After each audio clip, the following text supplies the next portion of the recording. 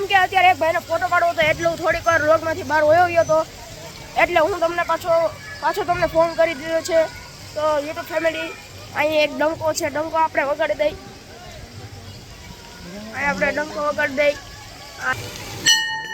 દાદા નીચે હતી તો આપણે વગાડી દીધો છે ડંકો. હવે આપણે જાય મંદિરમાં ખૂબ જ સરસ મજાનું દ્રશ્ય છે ગણપતિ દાદાનું. હું તમને બતાવું, એકવાર નજર માર લેજો. ખૂબ સરસ, ખૂબ સરસ, ખૂબ સરસ, અતિ ખૂબ સરસ, કાંઈ સરસ મજાના ગણ તમે જોઈ શકો છો.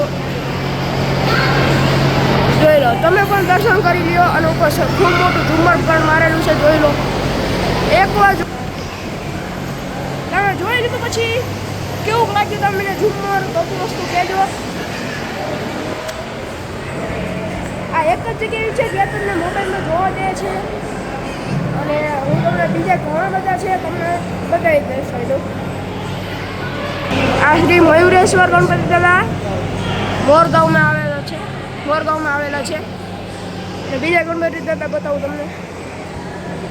અને સિદ્ધિવિનાયક, સિદ્ધટેક, અને આ છે બલ્લાલેશ્વરો પાલડીમાં આવેલા છે. અને આ વરદ વિનાયક મહડમાં આવેલા છે. અને અહીંથી તમને ખૂબ જ સરસ મજાના, સુંદર મજાના દર્શન થશે, જોઈ શકો છો તમે. ખૂબ જ સરસ દર્શન છે.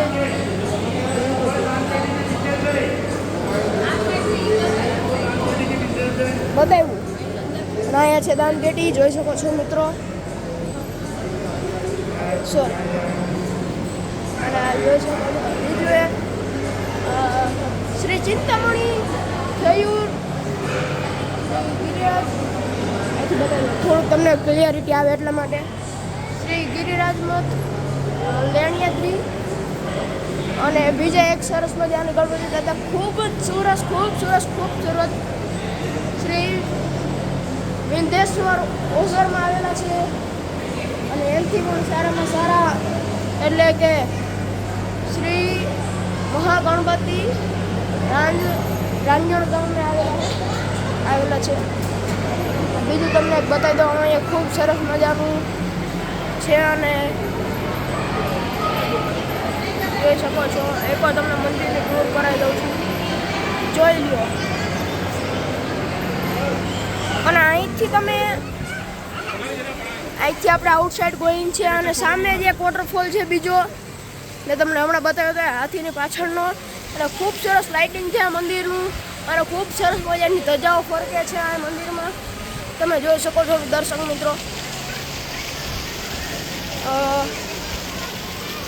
ઓલી બાજુનું તમને વોટરફોલ બતાવવાનો રહી ગયો તો સોરી, કેમ કે મારે હજી દર્શન બાકી છે. એટલે અહીંથી તમારે એન્ટ્રી કરવાની રહેશે. અહીંથી આખી એન્ટ્રી રહેશે તમારી. પછી અહીંથી સીધા દર્શન થશે તમારા.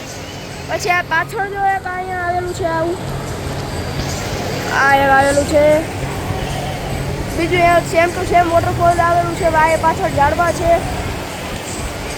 આ એક શ્રી અષ્ટવિનાયક મંદિર લખેલું છે. અને અહીંયા વોટરફોલ છે.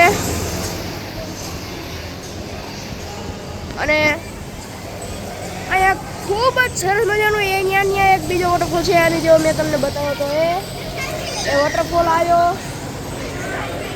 પછી અહીંયા પાણીને ખૂબ જ સારામાં, એટલે તમારે જેને પાણી પીવું હોય એ પાણી પી શકે છે, કોઈ ચિંતા નથી. અને અહીંથી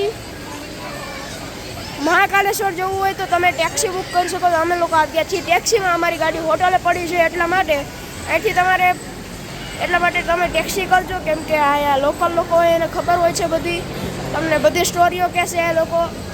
અને આવી રીતે ફરી શકીએ છીએ, કે પછી આપણી મરજીથી ફરી શકીએ છીએ. અને અહીંથી look at my this view જોઈ શકો તમે. વ્યૂ જોવો એકવાર, શું નજારો છે. નજારો જોયો કે આ નજારો કેવો હોય છે અને કેવો નહીં. અને ખૂબ જ સારું લોકેશન છે, એકદમ શાંતિવાળું લોકેશન છે. તમને કોઈ ચિંતા નહીં રહે, શાંતિથી બેસવું હોય, રમવું હોય, ક્રિકેટ રમવું હોય, તમારા છોકરાઓને પણ લઈ આવી શકો છો. અને પછી હું અત્યારે છું અને ઉજ્જૈનમાં, ચલો બાય બાય સી યુ.